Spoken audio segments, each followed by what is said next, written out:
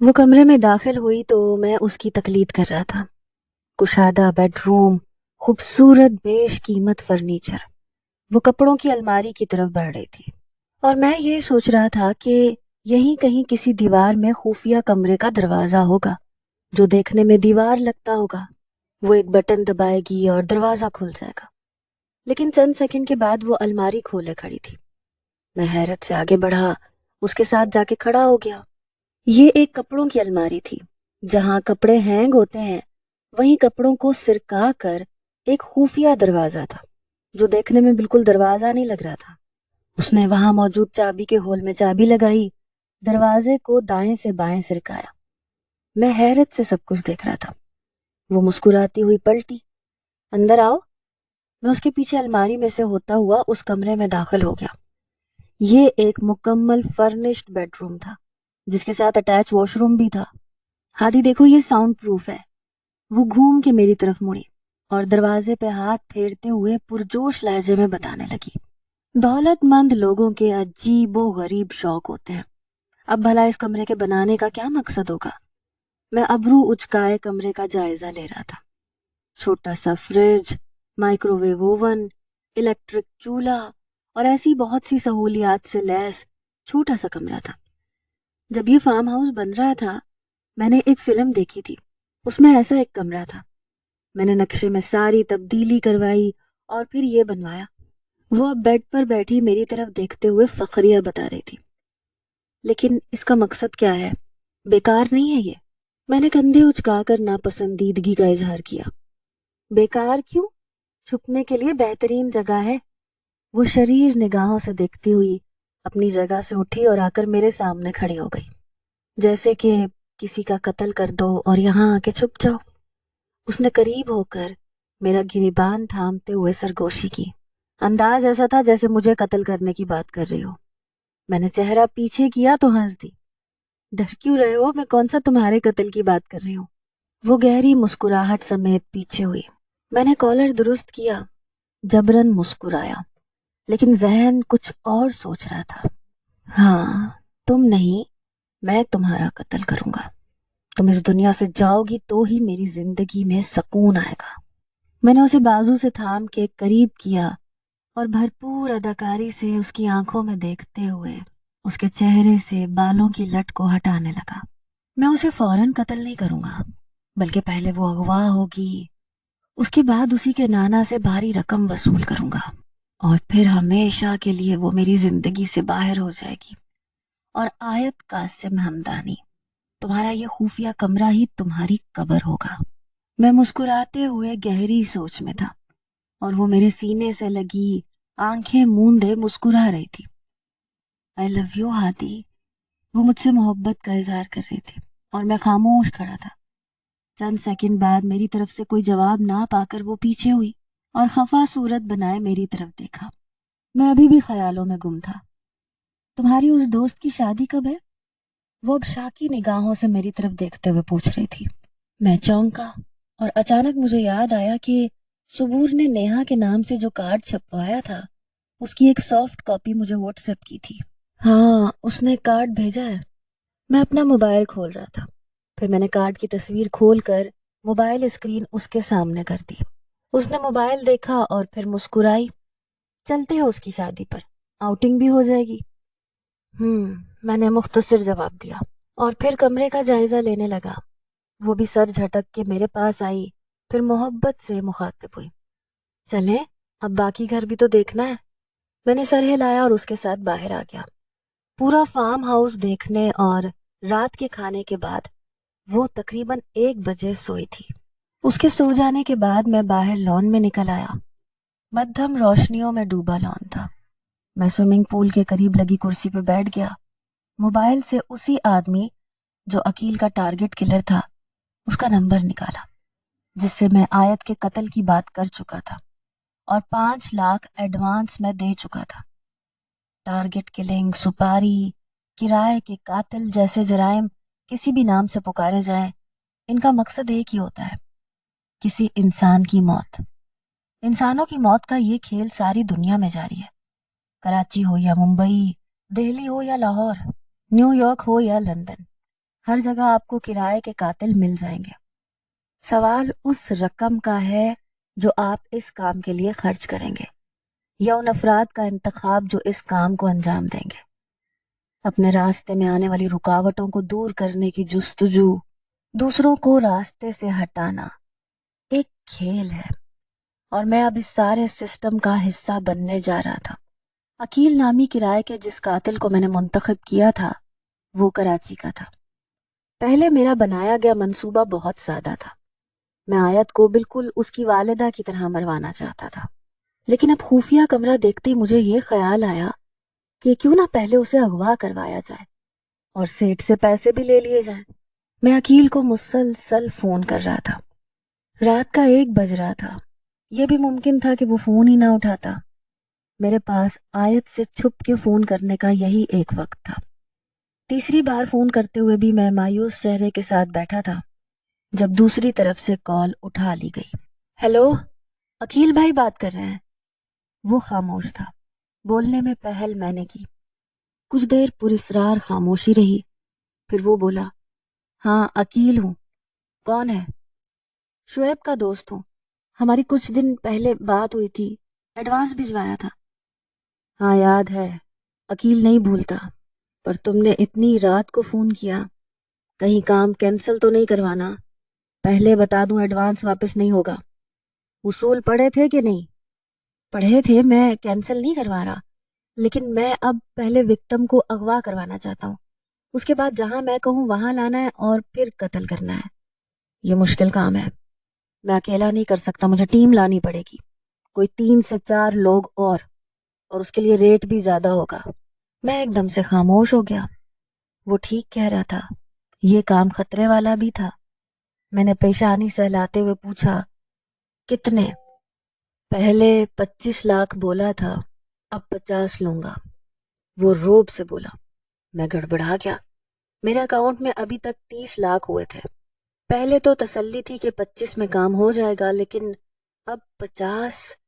میں پریشانی سے لب کچلنے لگا. عقیل بھائی کچھ کم نہیں کر سکتے ہو کیا؟ میں نے بےچارگی سے پوچھا. بیوی کو مروانے جا رہا ہے، جگرا نکال. عقیل اپنے ریٹ سے 1 پیسہ بھی کم نہیں کرتا، کام بھی ایک دم کلین کرتا ہے. وہ 2 ٹوک لہجے میں کہہ رہا تھا. میں نے فیصلہ کن گہری سانس خارج کی. ٹھیک ہے، مل جائیں گے. میں ہر قیمت پر اس سب سے آزادی چاہتا تھا، اور میری آزادی کا پروانہ صرف ایک تھا، آیت کی موت. بتاؤ اب کیا چاہتے ہو اور کیسے چاہتے ہو؟ میں نے اسے بتایا کہ یہاں میری بیوی کا فارم ہاؤس ہے. جس دن ہم اسے اغوا کریں گے اس سے 2 دن پہلے میں اس سے فارم ہاؤس کی چابی لے لوں گا کہ میرے کچھ دوست ہیں جو فارم ہاؤس پہ آنا چاہتے ہیں. تم فارم ہاؤس پر 2 دن پہلے آ جانا اور پھر اسے اغوا کرنے کے بعد یہیں لے آنا. میں اس دن یہیں پہ ہوں گا. یہاں ایک خفیہ کمرہ ہے جہاں ہم اسے بآسانی چھپا سکتے ہیں، ایسے کہ کسی کو کانوں کان خبر نہیں ہوگی کہ وہ کہاں ہے، اور اسی کے فارم ہاؤس پہ ہے تو کوئی شک بھی نہیں کرے گا. ہو جائے گا. مجھے بس جلدی تاریخ فائنل کر کے بتاؤ. ایک دن مجھے کراچی سے یہاں آنے میں بھی لگے گا. میں نے اس کی بات مان لی. پیسوں کی ادائیگی کی بات کرنے کے بعد میں نے کال بند کر دی. پھر ساری رات میں یوں ہی جاگتا رہا، سوچتا رہا کہ کب، کیسے اور کس دن یہ سب کرنا ہے. اتنی دولت اور نانا ابی کی بے تحاشا محبت کے باوجود میرے اندر موجود محرومیاں رہیں. وہ مجھے ایک نامکمل شخص بناتی تھی، لیکن اب ہادی اور ہادی کی محبت نے مجھے مکمل بنا دیا تھا. ہم فارم ہاؤس پر بمشکل 3 دن ہی رکے تھے جب ہادی کو نانا ابی کی فکر ستانے لگی. کتنا اچھا لگ رہا تھا نا یہ سب، کہ وہ میرے نانا کے لیے اتنا پریشان تھا. اسے نانا ابی کی اتنی ہی پرواہ تھی جتنی مجھے. میں بھی اس کے لیے کچھ کرنا چاہتی تھی، کچھ ایسا جو اسے خوش کر دے. اس کی فیملی کے لیے کچھ ایسا جیسے وہ میرے نانا کے لیے کر رہا تھا. میں نانا ابی کے کمرے میں آئی تو وہ نیم دراز تھے. بازو پر ابھی پلستر تھا. وہ بڑی سی اسکرین پر نیوز دیکھ رہے تھے. مجھے دیکھتے ہی ٹی وی بند کیا. خوشگوار لہجے میں بولے، لاڈی کھڑی کیوں ہو، آ جاؤ. میں قدم قدم چلتی ان کے قریب آئی، پاس رکھے کاؤچ پہ بیٹھ گئی. وہ محبت سے مجھے دیکھتے ہوئے مسکرا رہے تھے. جب میں نے بات شروع کی، نانا بھی مجھے ایک گھر خریدنا ہے، خوبصورت سا بڑا گھر. وہ چونکے، پھر پیشانی پہ بل ڈالے، مشکوک لہجے میں مستصفر ہوئے. کیا تم ہادی کے ساتھ الگ ہونا چاہتی ہو؟ نہیں نہیں، میں یہ نہیں چاہتی.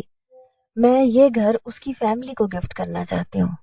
وہ میری بات سنتے ہی غصے میں آ گئے. یہ پاگل پن کبھی مت کرنا. وہ جہاں ہے وہی رہنے دو. ہادی کو تنخواہ ملتی ہے، اسے یہ سب کچھ خود کرنے دو. یہ تمہارا فرض نہیں ہے.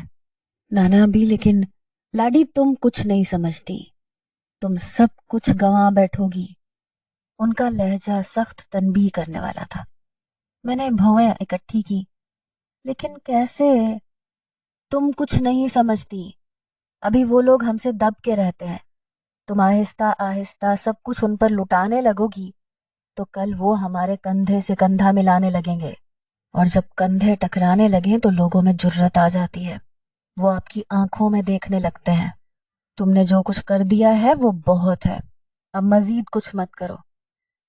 جی، میں نے اداسی سے سر ہلایا. میں تو ہادی کو خوشی دینا چاہتی تھی، لیکن میں نانا ابی کی مرضی کے خلاف بھی نہیں جا سکتی تھی. اب ایسے منہ لٹکا کے کیوں بیٹھی ہو؟ ان کا لہجہ مضطرب تھا. میں نے اداس لہجے میں جواب دیا، ہادی آپ کے لیے اتنا کچھ کر رہا ہے، آپ کا خیال رکھ رہا ہے، بزنس دیکھ رہا ہے، مجھے خوش رکھتا ہے، تو میں بھی اس کی فیملی کے لیے کچھ کرنا چاہتی تھی. تو تم بھی رکھ لو اس کے ماں باپ کا خیال. وہاں جایا کرو، ان لوگوں سے ملا کرو، مگر یہ کروڑوں کی مالیت کے تحفے تحائف اب یہ مت دو. اب ہادی تمہارا ہے، اسے جھکا کے رکھو. ہاتھ سے نکل گیا تو پچھتاؤگی. مرد ذات کا بھروسہ نہیں ہوتا. میں نے چونک کے چہرہ اوپر اٹھایا اور ان کی طرف دیکھا. انہوں نے گہری سانس لے کر اپنی بات کی تصحیح کی. جو مرد شوہر ہو. شاید اب میرا وقت شروع ہو چکا تھا، اسی لیے ایک راہ سے دوسری راہ خود بخود نکل رہی تھی. میں بہت دن سے اسی سوچ میں لگا تھا کہ کون سا راستہ نکالوں، جب آیت نے خود ہی میرے لیے یہ کام آسان کر دیا. وہ کسی شام میرے گھر والوں کو باہر دعوت دینا چاہتی تھی. موقع اچھا تھا، کیونکہ ہمدانی ولاز ہو، آفس ہو یا پھر گاڑی، اس کے گارڈز ہمیشہ ساتھ رہتے تھے. ہم لوگ اگر کسی ہوٹل میں فیملی کے ساتھ ہوں گے، خاص طور پہ میری فیملی کے ساتھ، تو میں بآسانی وہاں گارڈز کی موجودگی کو ہٹا سکتا ہوں اور وہیں سے آیت اغوا ہوگی.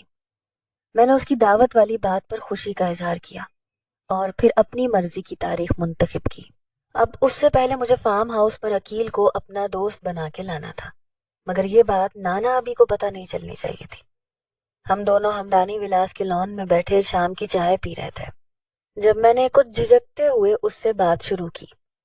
وہ بڑی نفاست سے چائے کا کپ لبوں سے لگائے بیٹھی تھی.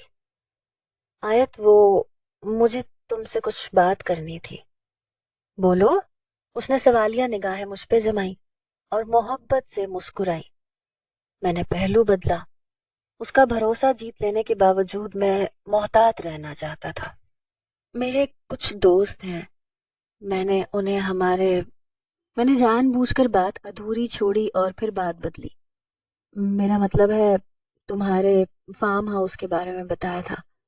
وہ سب کسی فارم ہاؤس کا پلان بنا رہے تھے تو میں نے اس فارم ہاؤس کی بہت تعریف کی، تو وہ سب اسے دیکھنا چاہتے ہیں. وہ میری بات سن کر ایک دم خاموش ہوئی. چہرے کے تاثرات بھی سنجیدہ ہو گئے. میرا دل زور زور سے دھڑکنے لگا. اگر تمہیں اچھا نہیں لگے گا تو کوئی بات نہیں، میں نے اداس صورت بنائے کہا. تو وہ فوراً ہڑبڑا کے ہکلائی. نہیں نہیں، ایسی بات نہیں ہے، اور وہ واقعی میرا نہیں ہمارا فارم ہاؤس ہے. تم بتاؤ کب آ رہے ہیں تمہارے دوست؟ تیر سیدھا نشانے پہ لگا تھا. میں نے گہری محبت پاش نگاہوں سے اسے دیکھا. آیت، ایک بات اور میں چاہتا تھا، اگر اس سب کے بارے میں نانا ابی کو نہ پتہ چلے تو مطلب وہ کیا سمجھیں گے؟ ہاں، میں یہی تم سے کہنے والی تھی، یہ بات نانا ابی کو نہیں پتہ چلنی چاہیے. اس نے میری بات کاٹ کر میرے ہی دل کی بات کر دی. اسے کہتے ہیں حالات کا آپ کے حق میں سازگار ہونا۔ میں نے اسے فیملی ڈنر سے 2 دن پہلے کی ڈیٹ دے دی اور پھر موقع دیکھتے ہی عقیل کو سارا منصوبہ سمجھا دیا کہ جس دن ہم فیملی ڈنر کے لیے نکلیں گے اسی دن اسی ہوٹل سے وہ اغوا ہوگی۔ اس کے اغوا ہونے اور پھر مرنے پر مجھے بھرپور اداکاری کرنی تھی، ایسی اداکاری کہ کسی کو مجھ پہ شک تک نہ گزرے کہ اس کے اغوا اور قتل کے پیچھے میرا ہاتھ ہے۔ وہ گہری نیند میں تھی اور میں ہمارے کمرے سے ملحقہ اسٹڈی روم میں بیٹھا گوگل پر کچھ سرچ کر رہا تھا۔ میں نے موبائل پہ ٹائپ کیا how husband crying on wife death. مختلف یوٹیوب کی ویڈیوز میرے سامنے تھی۔ میں ان سب کی طرح چہرہ بنا کر رونے کی پریکٹس کر رہا تھا، مگر یہ سب مجھ سے کیسے ہوگا؟ میں نے پریشانی سے تھوڑی مسلی، آیت کے مرنے پہ مجھے کیسے رونا آئے گا؟ میں پھر سے یوٹیوب پہ ویڈیو سرچ کر رہا تھا جب مجھے ایک ویڈیو اپنے کام کی ملی۔ ایک اداکار ایک چینل پر انٹرویو کے درمیان یہ بتا رہا تھا کہ مختلف سین شوٹ کرتے ہوئے جب اسے رونا ہوتا ہے تو وہ کیا کرتا ہے۔ میں غور سے اس کی ویڈیو دیکھنے لگا۔ میں نے کبھی بھی رونے کے لیے ٹیئر ڈراپس کا استعمال نہیں کیا، میں ہمیشہ نیچرل روتا ہوں۔ اس کے لیے میں اپنے ذہن کو ایسی یاد میں لے جاتا ہوں جس نے زندگی میں مجھے سب سے زیادہ درد دیا تھا، بس پھر میں اس میں کھو جاتا ہوں اور اس کے بعد ذہن میں بیک کاؤنٹنگ گنتا ہوں 10 سے 1 تک۔ چلیں آپ بھی میرے ساتھ یہ شروع کریں، لے جائیں خود کو اس لمحے میں، اس یاد میں۔ اب آنکھوں میں اس منظر کو رکھیے اور گنیے 10، 9، 8، 7۔ میں یہ ویڈیو بار بار دیکھ رہا تھا اور رونے کی پریکٹس کر رہا تھا۔ میں اپنے ذہن میں وہ لمحہ لے کر آیا جب شیر علی نے مجھے صبور کی انگوٹھی دی تھی اور کہا تھا کہ اسے جلا کر دفن کر دیا گیا ہے۔ ویڈیو میں اداکار الٹی گنتی گن رہا تھا، 6، 5، 4، 3، 2 اور 1۔ میں نے رونے والی شکل بنائی، آنکھیں نم ہو رہی تھی، چہرے کے تاثرات رونے والے تھے۔ جبھی پیچھے سے آیت کی آواز سنائی دی، ہادی کیا کر رہے ہو یہاں؟ میں نے تیزی سے موبائل اسکرین بند کی اور رخ موڑا۔ تم جاگ گئی؟ میں نے فوراً مصنوعی مسکراہٹ سجائی اور اٹھا۔ جھوٹ موٹ کا مسکرانا کتنا آسان تھا اور رونا اف اتنا ہی مشکل۔ وہ مضطرب سی بھویں سکیڑے میرے قریب آ گئی۔ ہاں، اچانک آنکھ کھل گئی تھی، خواب اچھا نہیں آیا۔ تم کیا کر رہے ہو؟ وہ میرے سامنے کھڑی تھی، کچھ پریشان سی، کچھ تھکی سی، ویسے ہی نیند نہیں آ رہی تھی۔ تم بتاؤ کیا خواب دیکھا؟ میں نے اس کا دھیان ہٹانے کے لیے ہاتھ کی پشت نرمی سے اس کے گال پہ پھیرتے ہوئے تفکر سے پوچھا۔ عجیب خواب تھا، میں کسی ویران جگہ پہ بھاگ رہی ہوں، کوئی میرے پیچھے ہے لیکن میں اسے پہچان نہیں پا رہی ہوں۔ میں بہت ڈر گئی تھی ہادی۔ وہ پریشان لہجے میں مجھے اپنا خواب سناتے سناتے سہم کر میرے ساتھ لگ گئی۔ میں بھی اس کے سر پہ ہاتھ پھیرنے لگا۔ اصل زندگی میں تو نہ تم خدا سے ڈرتی ہو اور نہ ہی کسی اور سے، ایک خواب سے ڈر گئی۔ میں نے تنفر سے سوچا، ڈرو نہیں، کبھی کبھی ایسے خواب آ جاتے ہیں، چلو میں تمہیں سلاتا ہوں۔ میں محبت سے کہتا اسے یوں ہی اپنے ساتھ لے آیا۔ وہ میرے بازو پہ سر رکھے آنکھیں موند چکی تھی اور میں ذہن میں پریکٹس کر رہا تھا، 10، 9، 8۔ میں کار میں ہادی کے ساتھ بیٹھی بار بار اسے دیکھ رہی تھی۔ ہم لوگ ہمدانی ولاس سے ہوٹل کے لیے نکلے تھے اور ابھی راستے میں تھے۔ ایک گاڑی ہادی کے گھر سے اس کی فیملی کو لا رہی تھی، لیکن وہ پریشان کیوں تھا؟ اسے تو خوش ہونا چاہیے تھا۔ میں اس کی فیملی کو دعوت دے رہی تھی، اس کے دوستوں کو اس کے کہنے پہ فارم ہاؤس میں ٹھہرا دیا تھا۔ زیادہ دیر رہا نہیں گیا تو میں نے پوچھ ہی لیا، ہادی کیا ہوا، پریشان کیوں ہو؟ سب ٹھیک ہے نا؟ میں نے محبت سے اس کے ہاتھ پہ ہاتھ رکھا۔ وہ چونکا، شاید کسی خیال میں تھا۔ ہاں میں ٹھیک ہوں، ویسے ہی کل رات فارم ہاؤس پہ دوستوں کے ساتھ جاگتا رہا تو نیند پوری نہیں ہوئی۔ وہ واقعی تھکا ہوا لگ رہا تھا، اب اپنی پیشانی کو سہلا رہا تھا۔ تو بتا دیتے، آج کا پروگرام کینسل کر دیتے، کسی اور دن رکھ لیتے۔ کیوں؟ نہیں، ابھی ایسا بھی کوئی تھکا ہوا نہیں، بس کچھ پریشان بھی ہوں۔ کس بات کو لے کر؟ میں نے پریشانی سے پوچھا۔ وہ کچھ دیر خاموش رہا، پھر ڈرائیور کے ساتھ بیٹھے گارڈز کو دیکھ کر قدرے دھیمے لہجے میں بولا، یہ گارڈز، یہ سب میری فیملی کے ساتھ تھوڑا عجیب نہیں ہے؟ میرا مطلب، میری بہنوں کو ایسے غیر مردوں کے سر پہ کھڑے رہنے سے الجھن ہوگی۔ وہ متذبذب لہجے میں اپنی پریشانی بتا رہا تھا۔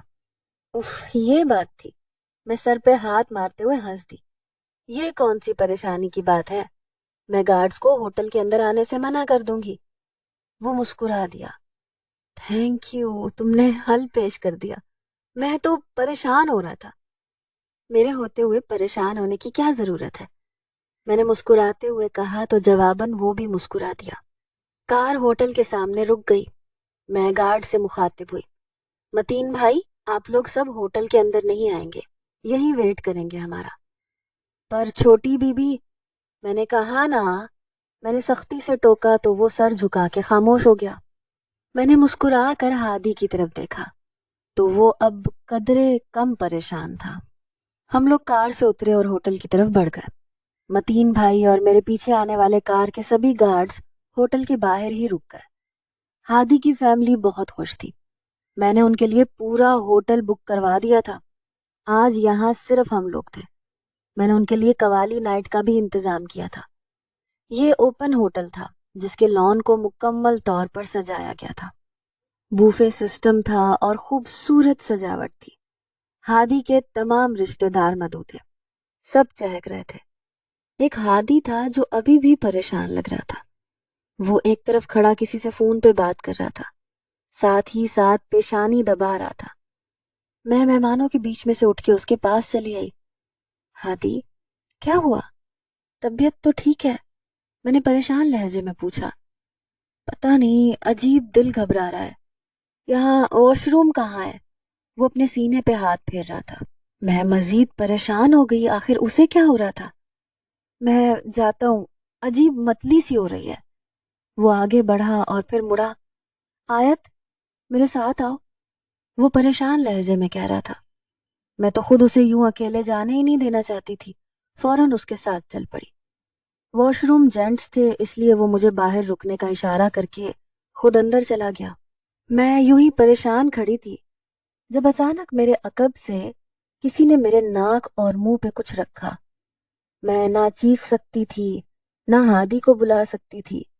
حواس کھونے سے پہلے تک مجھے بس اتنا یاد رہا، کسی نے میرے ہاتھ سے میرا موبائل چھین لیا تھا۔ افراتفری جب پھیلی جب آیت کو غائب ہوئے آدھا گھنٹہ گزر چکا تھا، اور یہ بات صرف میں جانتا تھا کہ وہ پچھلے آدھے گھنٹے سے ہم میں موجود نہیں ہے۔ باقی سب کو یہ لگا کہ وہ ابھی ابھی لاپتہ ہوئی ہے۔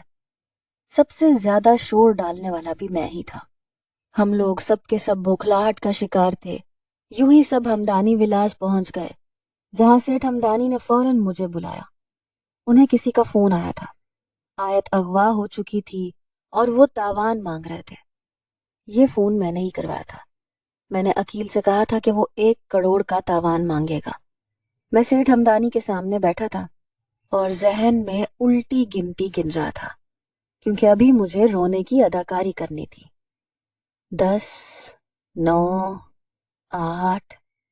کمبخت کون ہے یہ؟ سیٹھ کی پریشانی میرے دل کو سکون دے رہی تھی۔ وہ دانت پیستے ہوئے بول رہا تھا، پورے 5 کروڑ تاوان مانگ رہا ہے۔ میرا ذہن بھگ سے اڑ گیا۔ رونا بھول کے میں کسی مجسمے کی طرح بیٹھا تھا۔ جب پھر سے فون کی گھنٹی بجی، میں تیزی سے اٹھا اور ہاتھ کے اشارے سے سب کو فون اٹھانے سے منع کیا۔ ریسیور کو اٹھا کے کان سے لگایا۔ ہیلو، دوسری طرف عقیل ہی تھا۔ کون ہو تم؟ آیت کا شوہر بات کر رہا ہوں، میں نے پوری اداکاری کرتے ہوئے روب سے کہا۔ ابے بے غیرت، تو نے یہ کیوں نہیں بتایا کہ یہ سیٹھ ہمدانی کی نواسی ہے؟ سن، اب گیم بدل گئی ہے۔ ہم اسے لے کے ہمارے اڈے پہ آ گئے ہیں۔ اب اگر اسے مروانا چاہتا ہے تو 5 کروڑ کا انتظام کر۔ میرے طوطے اڑ گئے تھے۔ کبھی بچپن میں ایک شعر سنا تھا، ہم تو وہ سیاہ نصیب ہیں طارق کھولیں دکان کفن کی تو لوگ مرنا چھوڑ دیں۔ آج مجھے ایسے محسوس ہو رہا تھا جیسے طارق عزیز نے وہ شعر مجھی پر کہا تھا، مطلب کہ سیٹھ اور آیت ہمدانی جیسے لوگ کچھ بھی کریں چلتا ہے، ہم جیسا اگر ان جیسوں سے پلہ بھی جھاڑے تو ساری دنیا تو ایک طرف، خدائی بھی ہمارے خلاف ہو جاتی ہے۔ فون بند ہو چکا تھا اور میں یوں ہی ساکن کھڑا تھا۔ داماد جی پریشان نہ ہو، چھوٹی بی بی کو کچھ نہیں ہوگا۔ مجھے اپنے قریب سے شیر علی کی بازگشت سنائی تھی، یعنی کہ مجھے کوئی جھوٹی اداکاری کے جوہر نہیں دکھانے پڑیں گے۔ میری ایسی حالت دیکھ کے سب کو یہی لگا کہ میں آیت کے اغوا ہو جانے پہ صدمے کا شکار ہوں۔ علی اور متین مجھے تھام کے صوفے تک لائے، سیٹھ کے سامنے بٹھا دیا۔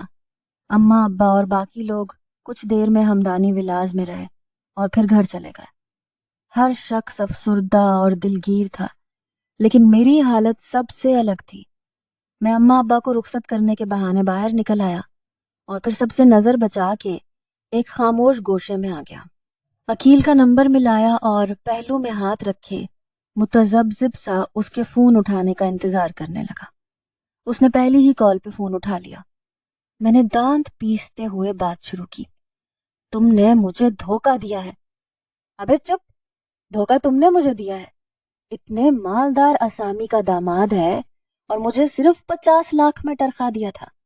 اب عقیل سودا کرے گا، 5 کروڑ پہنچا اور اس کا کام تمام ہو جائے گا۔ وہ انتہائی بدلحاظی سے مخاطب تھا۔ ایسے لوگوں سے تمیز کی توقع ہو بھی نہیں سکتی جن کے لیے پیسہ ہی سب کچھ تھا۔ میرا سانس لینا بھی دشوار ہو چکا تھا۔ اب مجھے احساس ہو رہا تھا میں بہت بڑی غلطی کر چکا ہوں۔ اوکے، 5 کروڑ بھی پہنچ جائے گا، لیکن میرا نام کہیں نہیں آنا چاہیے۔ آیت کہاں ہے؟ میں سرگوشی میں بات کر رہا تھا۔ اوہو، بڑی فکر ستا رہی ہے۔ ویسے ایک بات ہے، تو دنیا کا کوئی بہت ہی بڑا بے وقوف انسان ہے۔ اتنی حسین بلا سے بلا کون پیچھا چھڑواتا ہے؟ اس کا لہجہ نہایت عجیب تھا۔ میرے دماغ کی رگیں چٹکنے لگیں۔ اس پل مجھے احساس ہوا کہ میں نے اپنے بدلے کی آگ بجھانے کے چکر میں آیت کو کس آگ میں جھونک دیا۔ دفتن میرے ہاتھ میرے ماتھے پر تھے۔ بکواس بند کر، اسے کوئی نقصان نہیں ہونا چاہیے، میں ہکلایا۔ وہ خباثت سے کہا لگا کے ہنسنے لگا۔ ہاں، خوب اچھی کہی جنٹل مین، جان سے مار دینے سے بڑا نقصان کیا ہوگا؟ تجھے تو وہ خلاص چاہیے نا، تو اس سے پہلے کیا ہوتا ہے تجھے اس سے کیا لینا دینا؟ اس کا لب و لہجہ انتہائی ٹپوری تھا۔ میرے پسینے چھوٹ گئے۔ یہ سب تو میں نے سوچا تک نہیں تھا۔ اس سے پہلے کہ میرے لب ہلتے وہ مزید بول رہا تھا۔ چل اب پیسے کا انتظام کر اور مجھے بار بار کال مت کریو، بائے۔ فون بند ہو چکا تھا اور میں گہرے گڑھے میں گر رہا تھا۔ یہ میں نے کیا کر دیا؟ مجھے ایسے لگ رہا تھا میں دوزخ کی آگ میں جل رہا ہوں۔ میں یوں ہی مجسم بنا کھڑا تھا جب پیچھے سے کسی کی ہانپتی ہوئی آواز سماعت سے ٹکرائی۔ داماد جی آپ یہاں ہیں؟ پوری حویلی چھان ماری، چلیے سیٹھ صاحب بلا رہے ہیں۔ میں مڑا تو ملازم پریشان حال سا میرے ساتھ چلنے کا منتظر تھا۔ میں اس کے ساتھ چلتا ہال تک پہنچا جو آدمیوں سے بھرا ہوا تھا۔ اسلحے سے لیس آدمی تھے اور آج ایسے ایسے چہرے نظر آ رہے تھے جو میں نے پہلے کبھی ہمدانی ولاز میں نہیں دیکھے تھے۔ مجھے دیکھتے ہی سیٹھ نے مجھے بیٹھنے کا اشارہ کیا، پھر بلند آواز میں مگر مختصر سا تعارف کروایا۔ یہ ہمارا داماد ہے، آیت کا شوہر۔ سب نئے چہروں نے ایک نگاہ مجھ پہ ڈالی اور سر ہلانے پر اکتفا کیا۔ یہ لمحہ ایسا تھا سیٹھ ہمدانی سمیت اس کے سارے جان نشین سوگوار تھے۔ میرے بیٹھتے ہی ان سب میں سے ایک اپنی بھاری آواز میں معلومات دینے لگا۔ سیٹھ جی، یہ عنایت اللہ کا کام نہیں ہے، یہ لیاری کے کنگ وار سے ہے، کرائے کا قاتل ہے، عقیل پٹھو نام ہے، پتہ چلا ہے یہیں لاہور میں ہی ہے ابھی۔ میرا سانس سینے میں ہی کہیں اٹک گیا۔ میں پھٹی پھٹی آنکھوں سے سب کی طرف دیکھ رہا تھا۔ یہ لوگ بہت شاطر اور تیز تھے، اسی لیے میں نے عقیل کو آیت کے فارم ہاؤس پہ ہی رکھنے کا کہا تھا اسے۔ یقیناً وہاں کسی کا دھیان نہ جاتا، پر اب تو معاملہ بالکل الٹ گیا تھا، اور ساتھ ہی میرا بھیجا بھی الٹ گیا تھا۔ کہاں ہے یہ بتاؤ؟ سیٹھ ہمدانی دانت پر دانت جمائے چیخا تو وہ آدمی مزید چوکنا ہو کے بتانے لگا، سیٹھ جی یہیں کہیں اپنے کسی اڈے پہ ہوگا، اس تک پہنچنا اتنا بھی مشکل نہیں ہے۔ مجھے میری ٹانگیں کانپتی ہوئی محسوس ہوئی۔ شیر علی، مجھے یہ خبیث ہر حالت میں میرے قدموں میں چاہیے۔ میں نے سٹپٹا کے سیٹھ کی طرف دیکھا، وہ اپنی چیتے جیسی آنکھیں چندی کیے بیٹھا تھا۔ جو حکم آپ کا، ہم ابھی نکل رہے ہیں، وہ کسی چوہے کے بل میں بھی ہوا تو نکال لائیں گے، اور ادھر آپ کے قدموں میں ہوگا۔ اور یاد رکھنا، لاڈی کو ایک کھرونچ بھی نہیں آنی چاہیے۔ اب کی دفعہ سیٹھ کے لہجے میں ہلکا سا خوف نمایاں تھا۔ میں فوراً اپنی جگہ سے کھڑا ہو گیا، مجھے اب اپنی جان کے لالے پڑ گئے تھے۔ عقیل زندہ سلامت سیٹھ کے پاس پہنچا تو زبان کھول دے گا، اور میں نے اس خیال سے جھرجھری لی۔ میں ساتھ چلتا ہوں، میں نے گڑبڑا کے ساتھ چلنے کا کہا۔ ارے داماد جی، وہاں بہت خطرہ ہے، شیر علی نے فوراً منع کیا۔ ہاں تو خطرہ تو نہ جانے میں بھی تھا، میں نے سہم کے سوچا۔ نہیں، مجھے ساتھ جانا ہے، میں نے اٹل لہجے میں کہا تو سیٹھ نے ہاتھ اٹھائے شیر علی کو بولنے سے روک دیا۔ خطرہ؟ کیسا خطرہ؟ سیٹھ ہمدانی کا داماد ہے، اسے اب خطروں سے کھیلنا آنا چاہیے۔ میں نے پہلی دفعہ سیٹھ کے لہجے میں اپنے لیے اعتماد کو محسوس کیا، لیکن کیا فائدہ؟ عقیل کے پکڑے جانے کے بعد یہ اعتماد خاک میں ملنے والا تھا۔ چلیں داماد جی، شیر علی نے مجھے ساتھ چلنے کا اشارہ کیا۔ ہم سب بہت ساری جیپوں اور گاڑیوں میں نکلنے والے تھے۔ میں اب عقیل کے مر جانے اور آیت کے زندہ بچ جانے کی دعائیں مانگ رہا تھا، لیکن اچانک میرے ذہن میں ایک خیال آیا، کہیں اگر عقیل نے آیت کو یہ سب بتا دیا کہ اس کے ساتھ یہ سب کچھ میں نے کروایا ہے، پھر؟ میں نے جیب سے موبائل نکالا، لیکن میرے ساتھ بیٹھے متین نے گردن موڑ کے مجھے مشکوک نظروں سے گھورا۔ او، یہ تو وہی گارڈ تھا جسے آیت نے میرے کہنے پہ ہوٹل میں ہمارے ساتھ آنے سے منع کیا تھا۔ میں نے موبائل اسکرین آف کی اور اسے واپس جیب میں ٹھوس لیا۔ ہم 4 گھنٹے ہو چکے تھے مختلف جگہوں پہ چھاپے مار رہے تھے، لیکن عقیل عرف پٹھو واقعی کسی بل میں گھس گیا تھا۔ ایک جگہ سب گاڑیاں رک گئیں، پھر سب اتر کے ایک ساتھ اکٹھے ہو گئے۔ دادا، مجھے لگتا ہے اب ہم سب کو جانا چاہیے، صبح ہوتے ہی سب کی نظروں میں آ جائیں گے، ان میں سے ایک بڑی مونچھوں والے آدمی نے کہا، لیکن وہ نفی میں سر ہلانے لگا۔ نہیں، جب تک آیت نہیں مل جاتی ہم کہیں نہیں جائیں گے۔ چلو سب بیٹھو گاڑیوں میں۔ بڑی مونچھ والے نے روب سے انکار کیا۔ پھر سارے اپنی اپنی گاڑیوں میں سوار ہو گئے اور گاڑیاں آگے پیچھے زن زن کرتی نکلنے لگی۔ مجھے ہوش آیا تو میرا سر شدید بھاری ہو رہا تھا۔ حواسوں میں آنے اور آنکھیں کھولنے میں چند منٹ لگے۔ میں ہل نہیں پا رہی تھی، ایسے محسوس ہو رہا تھا جیسے جسم رسیوں میں جکڑا ہوا ہے۔ بند آنکھوں میں ہی مجھے آہستہ آہستہ سب یاد آنے لگا۔ ہادی کی طبیعت خراب ہونا، میرا ہادی کے ساتھ ریسٹ رومز کی طرف جانا، اور پھر اچانک حملہ ہونا۔ میں نے آہستگی سے آنکھیں کھولی۔ یہ ایک نیم تاریک پرانا سا کمرہ تھا جہاں کاٹھ کباڑ تھا، اور میں ایک کرسی کے ساتھ بندھی ہوئی تھی۔ جیسے جیسے میرے حواس بحال ہوئے، جسم میں خوف کے احساس کی سوئیاں چبھنے لگیں۔ میں اغوا ہو چکی تھی۔ نانا ابھی، ہادی، میں نے اونچی آواز میں پکارا۔ دل خوف سے لرزنے لگا۔ میں نے اپنی زندگی میں اس سے زیادہ خوفناک لمحہ کبھی نہیں دیکھا تھا۔ میں نے خود کو زور زور سے جھٹکے دینے شروع کیے۔ میرے ہاتھ، کمر اور پاؤں بندھے ہوئے تھے۔ میں اونچی آواز میں چیخنے لگی، کھولو مجھے، کھولو، کوئی ہے، باہر نکالو مجھے۔ میں اتنی اونچی آواز میں چیخ رہی تھی کہ میرا گلا درد کرنے لگا، لیکن میں مسلسل چیخ رہی تھی۔ ایک جھٹکے سے لکڑی کا دروازہ کھلا اور کسی نے میرے چہرے پر ٹارچ ماری۔ اتنی تیز روشنی سے میری آنکھیں چندی آ گئیں، جنہیں میں نے سختی سے مینچ لیا۔ قدموں کی چاپ اور ٹارچ کی روشنی میرے بہت قریب آ گئی۔ پھر کسی نے تھوڑی سے پکڑ کر میرا چہرہ ایک جھٹکے سے اوپر کیا۔ میں نے بمشکل آنکھیں کھولی، مگر مجھ پر جھکا چہرہ کسی آدمی کا تھا۔ حسین، بہت حسین بلا ہو تم۔ وہ میری تھوڑی کو تھامے میرے چہرے کو دائیں بائیں گھما رہا تھا۔ ایک دم سے میری ریڑھ کی ہڈی میں سنسناہٹ ہونے لگی۔ لاشعور خطرے کی گھنٹیاں بجانے لگا۔ کون ہو تم؟ چھوڑو مجھے، تم نہیں جانتے میں کس کی بیٹی ہوں۔ میں نے ہکلاتے ہوئے اسے دھمکانے کی ناکام کوشش کی، جس پہ اس کا بلند و بالا کہا گونجنے لگا۔ پورے 2 منٹ کے کہے کے بعد اس نے میرا چہرہ سختی سے دبوچا اور اپنے بدبو کے بھبکے اڑاتا منہ میرے قریب کیا۔ جانتا ہوں، بہت اچھی طرح سے جانتا ہوں، سیٹھ تاج ہمدانی کی اکلوتی وارث۔ اتنی بدبو سے میرا دل بری طرح سے متلانے لگا، لیکن شاید اسے اس بات کا احساس نہیں تھا، اسی لیے وہ مجھ پہ یوں ہی جھکا ہوا مسلسل بول رہا تھا۔ کسی نے تجھے مارنے کی سپاری دی ہے، بے قدرے نے قیمت بہت کم لگائی تھی، پر فکر نہ کر، ہمیں قیمتی چیزوں کا مول لگانا خوب آتا ہے۔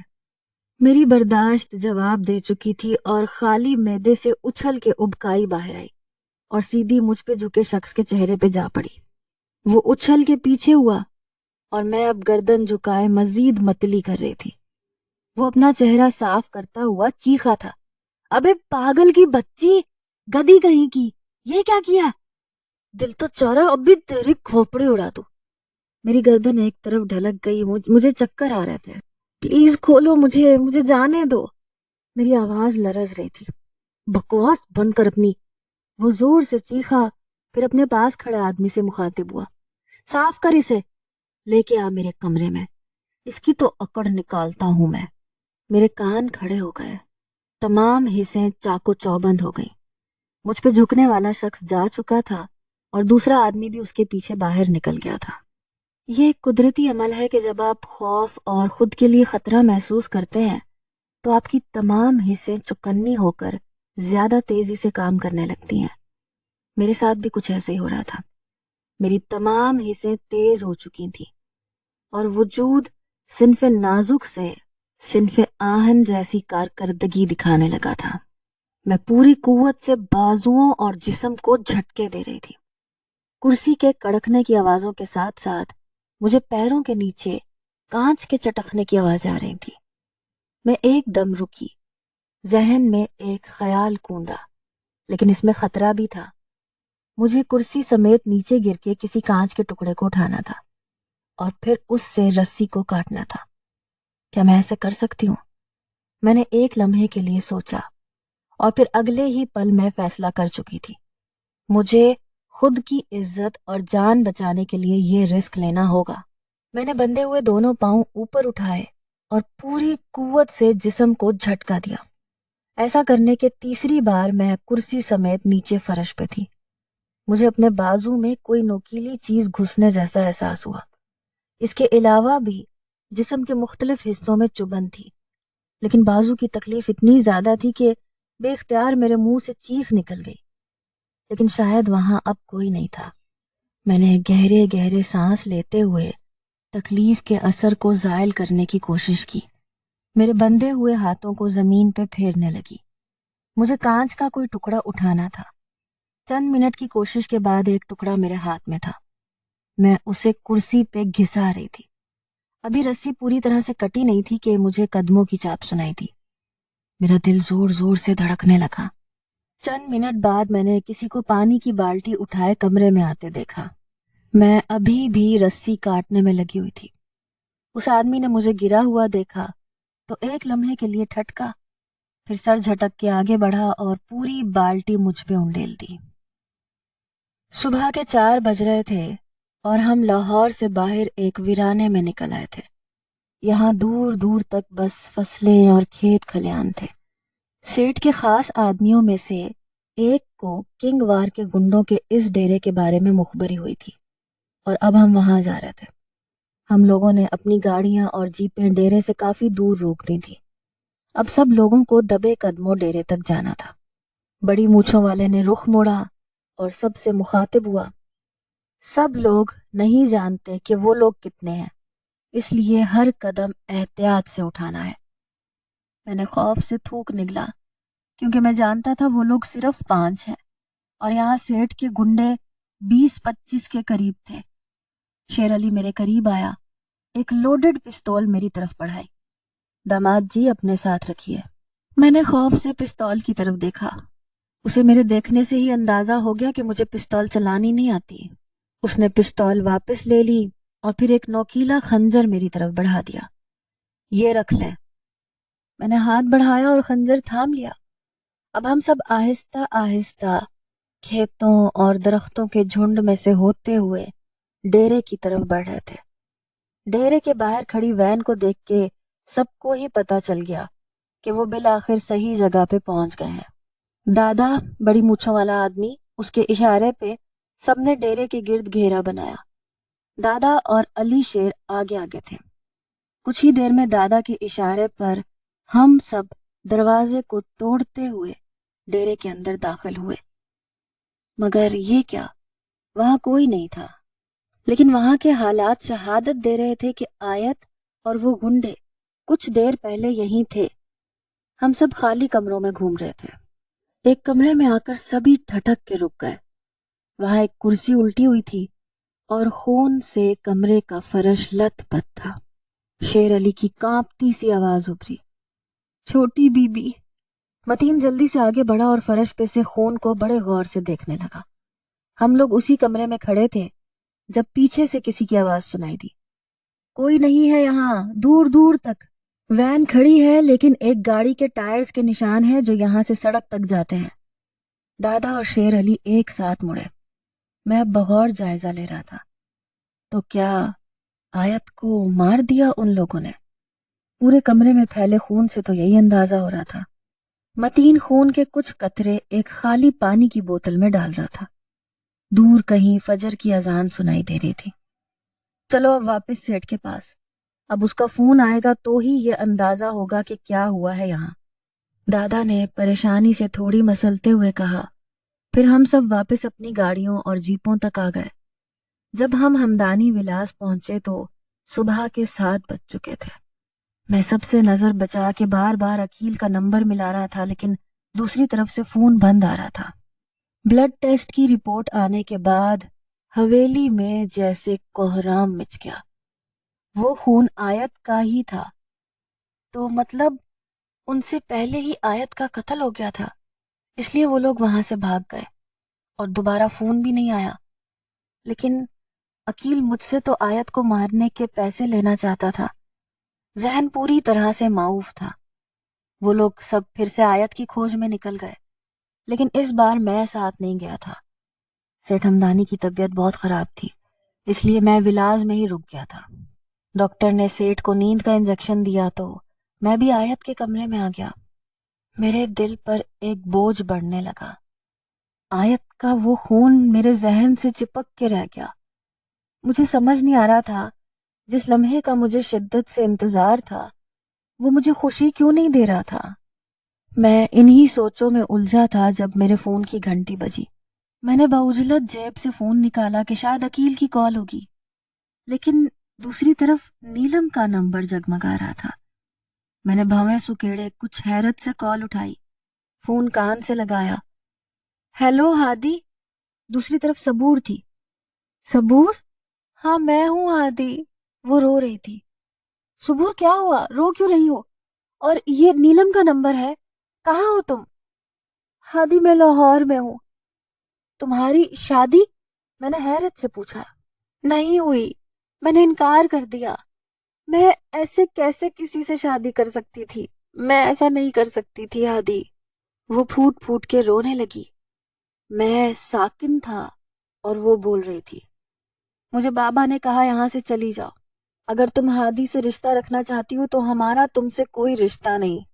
ہادی پلیز تم چھپ کے مجھ سے نکاح کر لو، میں بابا کو منا لوں گی، وہ ایک دن کے لیے لاہور آئیں گے اور ہمارا نکاح ہو جائے گا۔